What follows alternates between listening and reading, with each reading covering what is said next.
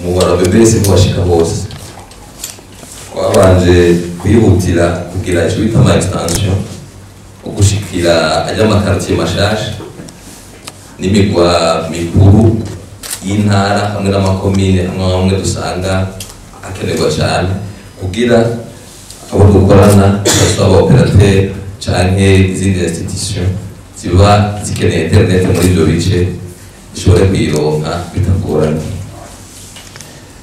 Icya kabiri naco turiko turakora bivanye n'ingorane turimo ya pénurie de carburant. Murazi yuko atamatara hari amasite azimye na internet ntisubira kuboneka muri ico gice amatara aba yacitse.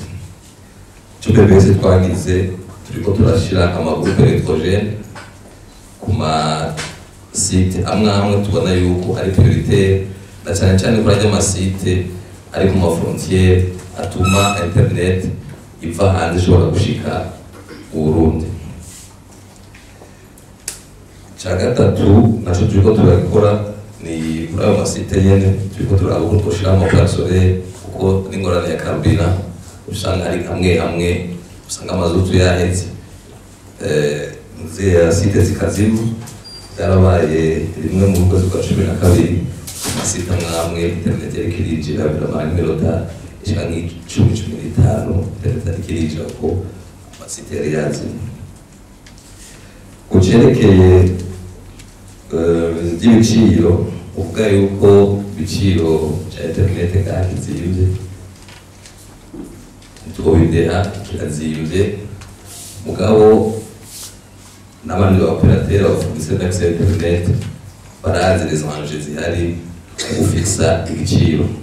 Hariho amafacteur amwe urimo umudandaza uharurirako ndabona ati internet ndayiguza ngahe, transport basize kwa ngahe canke equipment ndiko ndakoresha zokenerwa gusubirizwa canke la maintenance.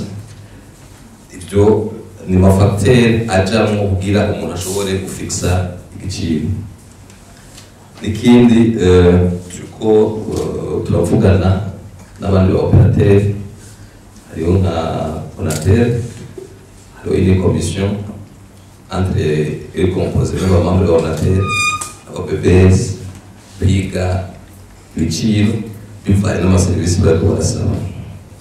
Ikindi naco nobamenyesha BBS ibiciro bihinduka bivanye n'umwanya n'ukuntu uko biragenda.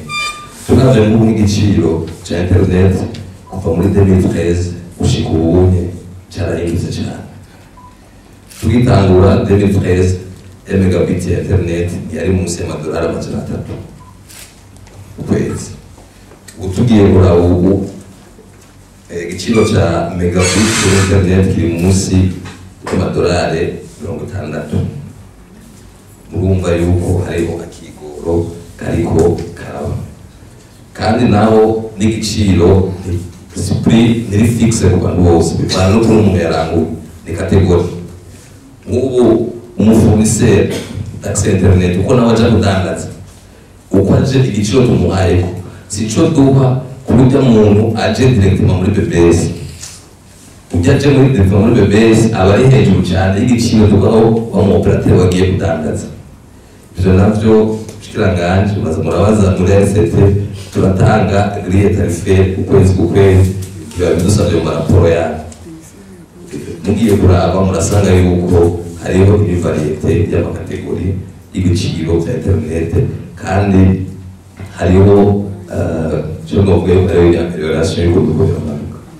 Ikindi bamenyesha nuko n'ubu ariko turiga nutse abaremeshaje uko duhindura ku mezi 6 turahindura grille tarifaire bivanye n'ukuntu abo twaronse. Ivyo turanguye base consommation y'uduka tugiye kurangura uranguye byinshi igiciro kiragabanuka natwe ntabwo tugabanura.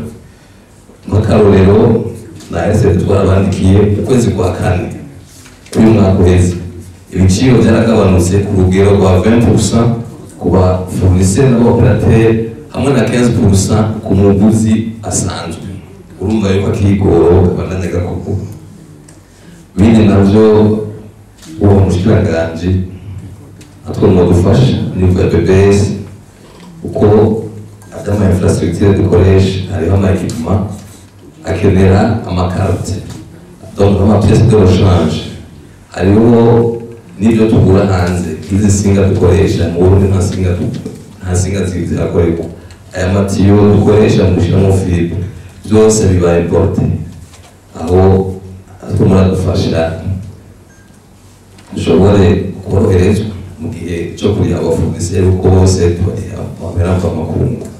N'ikindi rero gituma bavuga ko internet ziri hamwe n'ayo mafagitire y'ibyo bintu tugura hanze muhera mvamakungu ugiye kuraba na taux d'inflation tugurisha mu marundi tukaja kugura en devise biguma biboneka ko muri nyine yuko biguma bizinje. Murakoze.